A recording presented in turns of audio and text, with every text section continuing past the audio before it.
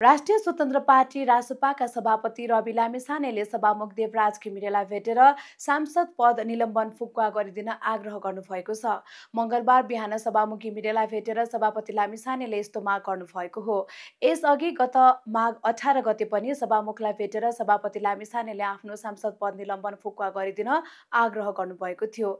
आज पुनः सभामुखलाई भेटेर सभापति लामिछानेले आफ्नो सांसद पद निलम्बन फुकुवा गरिदिन आग्रह गर्नुभएको हो। लामिछाने सांसद पद गत पुस 8 गते निलम्बन भएको थियो।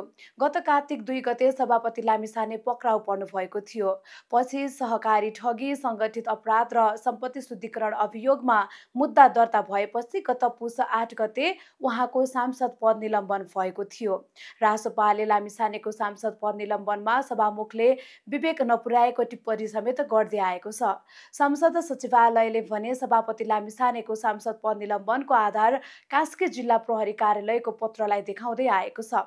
लामिछाने विरुद्ध सहकारी ठगी, संगठित अपराध सहित सम्पत्ति शुद्धिकरणमा कास्की जिल्ला अदालतमा अभियोग पत्र दर्ता भएपछि कास्की जिल्ला प्रहरीले संघीय संसद सचिवालयमा जानकारी पत्र पठाएको थियो।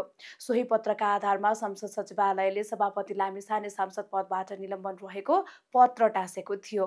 कास्की जिल्ला प्रहरी कार्यालयको जानकारी पत्रका आधारमा लामिछानेको सांसद पद निलम्बनमा नपर्नुपर्ने जिकिर रासपाका नेताहरूले गर्दै आएका छन्। जुन निलम्बनको प्रक्रिया चाहिँ गलत भयो, हाम्रो अभिभावक भनेको संसदको अभिभावक भनेको सामान्य सभामुखज्यू नै हुनुहुन्छ। यसर्थले यो राज्यले अभियोजन गरेर अनि राज्यले अभियोजन गरेको कुरा जानकारी दिएर संसदले पनि सोही अनुसार चाहिँ निलम्बन गर्ने भन्ने प्रक्रिया उचित हुँदैन।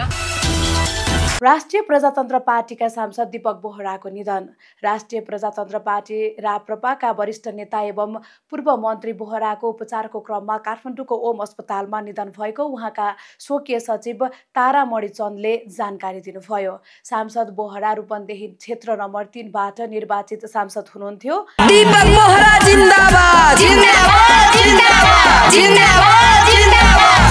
पोस्ट कोभिड समस्याले गर्दा उहाँ अहिले बोल्न नसक्ने अवस्थामा हुनुहुन्थ्यो। उहाँ कोरोना महामारीको दोस्रो लहर जेठ 2077 मा संक्रमित हुनुभएको थियो। संक्रमणको 4-5 महिनापछि सांसद बोहराको स्वरमा केही परिवर्तन देखिएको थियो। पछि थप उपचारका लागि दिल्ली पुगेका बोहरालाई चिकित्सकहरूले पोस्ट कोभिडका कारण घाँटीमा समस्या भएको बताएका थिए। समस्या थपिएपछि उहाँ केही समयपछि अमेरिकाको न्युयोर्कमा पुग्नु भएको थियो। त्यस यता उहाँ स्पिच थेरापी गर्दै आउनु भएको थियो।